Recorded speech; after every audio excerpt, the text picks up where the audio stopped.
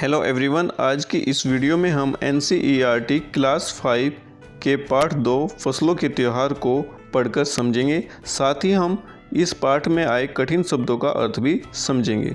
तो आइए इसको शुरू करते हैं।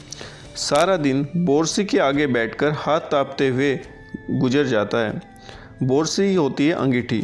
तो सर्दियों में क्या होता है कि सभी लोग अंगीठी के चारों ओर आग जलाकर बैठे हैं।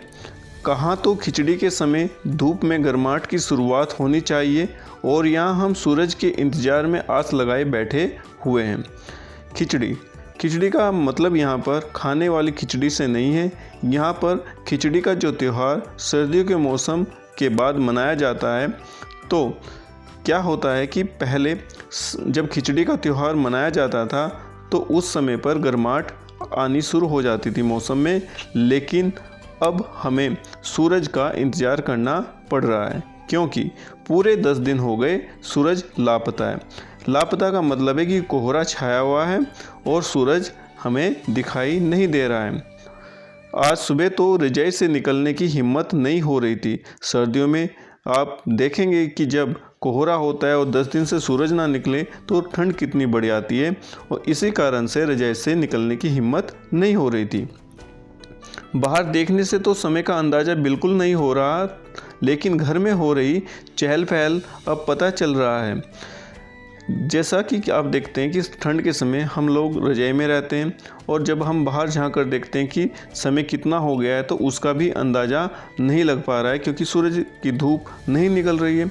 लेकिन सुबह हो गई है, इसका पता इससे चल रहा है कि घर में चहल पहल होनी शुरू हो गई है। रह रहकर कानों में कभी चांपाकल के चलने और पानी के गिरने की आवाज़ तो कभी किसी के हाक लगाने की आवाज़ आ रही थी। चांपाकल क्या होता है? एक नलकूप होता है जिसको हाथों से चलाकर पानी को निकाला जाता है और फिर पानी गिरने की आवाज़ आ रही है। और किसी को हाक लगाना का मतलब है आवाज़ लगाना। जैसे कि जा भाग के देख केरा के पत्ता आइल कीना, कि भाग के देखो कि केले के पत्ते आ गए हैं या नहीं। केरा मतलब यहाँ पर है केले के पत्ते से। आज ई लोग के उठे कि नहीं का, इसका मतलब है कि आज ये लोग उठे हैं या नहीं। बोल जल्दी तैयार होकस, कि उनको बोलो जल्दी से तैयार हो जाएं, अब तो उठने में ही भलाई है। नहा धोकर हम सभी एक कमरे में इकट्ठा हुए। दादा और चाचा ने क्या सफ़ेद चकाचक मान लगी धोती और कुर्ता पहना हुआ है। पहले समय में लोग खादी के बने हुए धोती और कुर्ता पहनते थे और उन पर क्या होता है, मान क्या होता है, जब चावलों को पका देते हैं तो उससे जो पानी निकलता है तो उसमें जो धोती और कुर्ता था उस पानी में डिबोकर क्या होते थे, वो चमक जाते थे। खिचड़ी में ऐसन ठंड हम पहले कबो ना देखनी, सारा देह कनकना देता।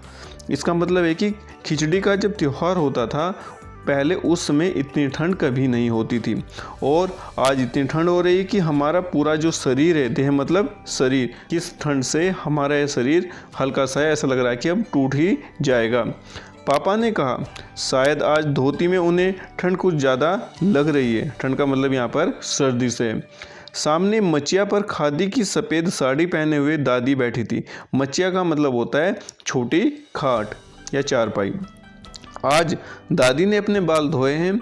झक सफ़ेद सेमल की रुई जैसे हल्के फुल्के बाल, जो जैसे सेमल की रुई होती है बहुत हल्की होती है, उसी तरह से दादी के बाल लग रहे हैं।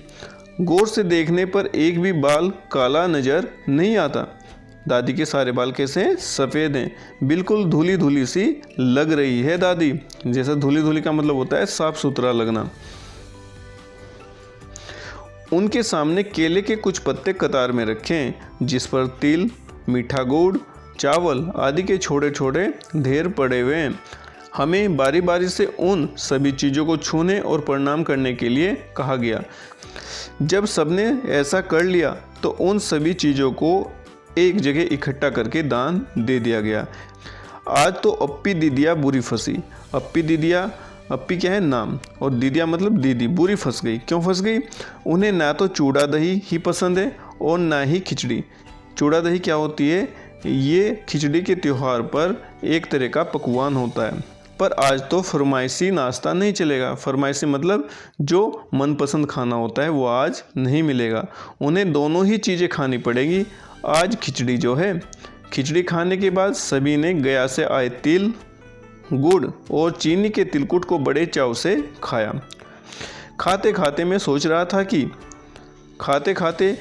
रही थी कि कितनी अलग है ना यह खिचड़ी जो अभी हम मना रहे हैं। स्कूल में हम जो खिचड़ी मनाते थे उसकी अलग ही मस्ती हुआ करती थी। छुट्टी का दिन, नाव में बैठकर गंगा नदी की सैर, फिर टापू पर बालू में दौड़ते हुए पतंग उड़ाना या उड़ाने की कोशिश करना, कितना मज़ा आता था। इधर हम पतंग उड़ाते थे और वहीं थोड़ी दूर पर गुरुजी, विमला दीदा, आनंद जी, झिलमिट भैया सब मिलकर ईंट से बने चूल्हे पर बड़े बड़े कढ़ाओं में खिचड़ी बनाते थे।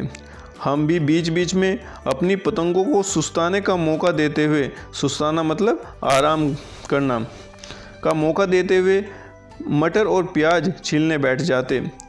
वैसी खिचड़ी फिर दोबारा खाने को नहीं मिली। वाकई ढंग कैसा भी हो, पर है ये खुशियों का त्यौहार।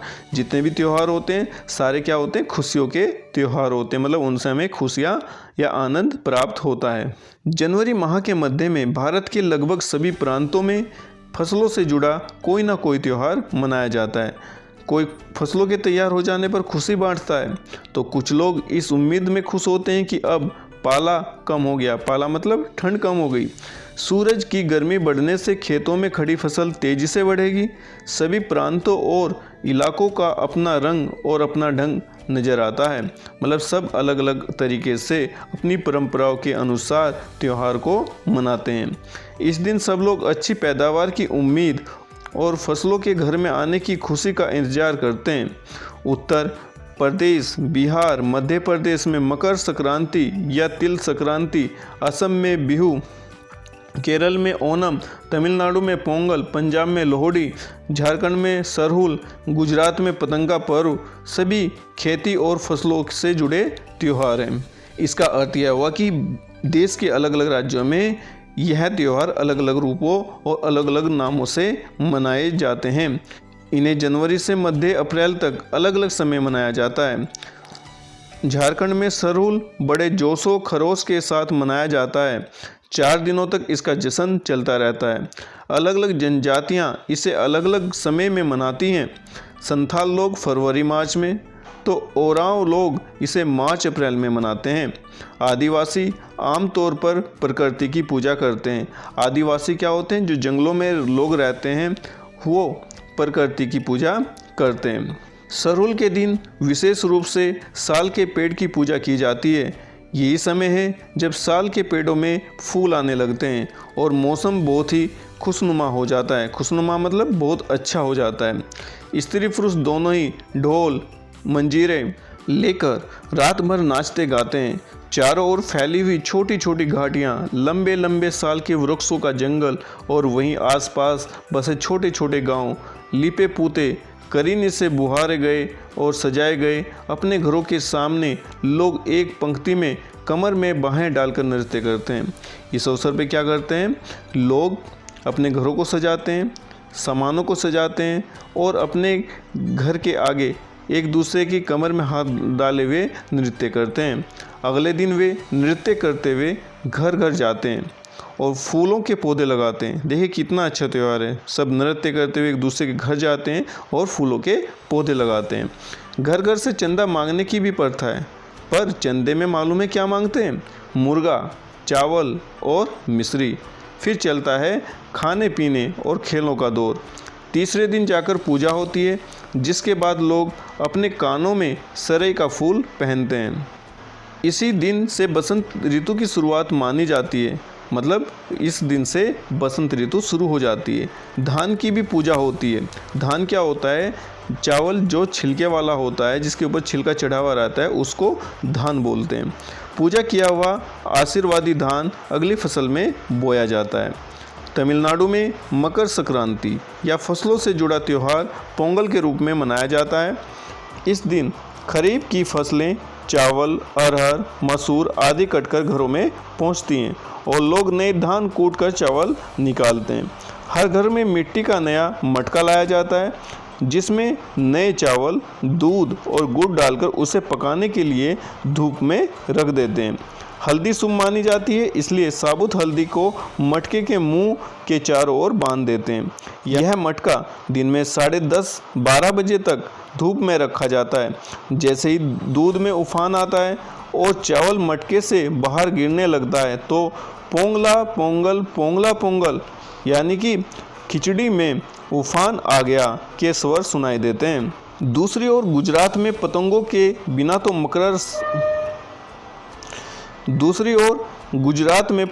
बिना तो मकर संक्रांति का जश्न अधूरा ही माना जाएगा। इस दिन आसमान की ओर यदि नजरें उठाएं तो शायद हर आकार और रंग रूप की पतंगे आकाश में लहराती हुई मिले।